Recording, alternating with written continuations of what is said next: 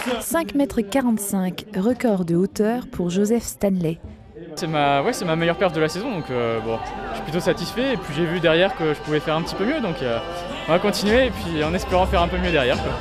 Déjà détenteur du titre, il avait sauté les 5,44 m en 2012. Autre record établi par la Belge Chloé Henry, 4,25 m. Les deux athlètes s'imposent en catégorie élite, mais marquent l'histoire des masters de perche de Forbach. L'ambiance elle est géniale, hein. C'est pour ça que je suis revenu. J'en avais un super souvenir en 2012 là, et puis voilà, aujourd'hui bon, c'était encore super sympa. Il fait quasi nuit, donc ça a duré un peu là, c'était bien. Sur la cinquantaine de compétiteurs, une quarantaine sont classés, et notamment 4 perchistes hommes au-delà des 5 mètres, du très beau spectacle.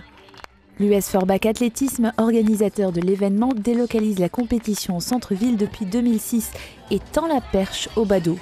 Il y a quelques années, moi je me souviens, j'avais vu une mémé qui avait fait ses courses avec ses 2 sacs de courses qui étaient là.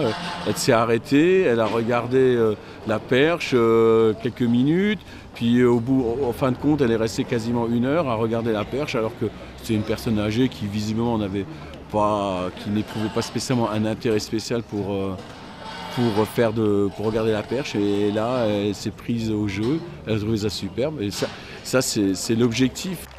Tatiana Isley est éducatrice sportive en formation. Elle s'occupe de l'organisation de l'événement depuis 2014, mais au sein du club forbachois, c'est aussi elle qui encadre les perchistes. Preuve que l'entraînement porte ses fruits, 2 locaux s'invitent ce soir au concours élite. Driss Muller, 18 ans, et Nathan Touardji, 16 ans.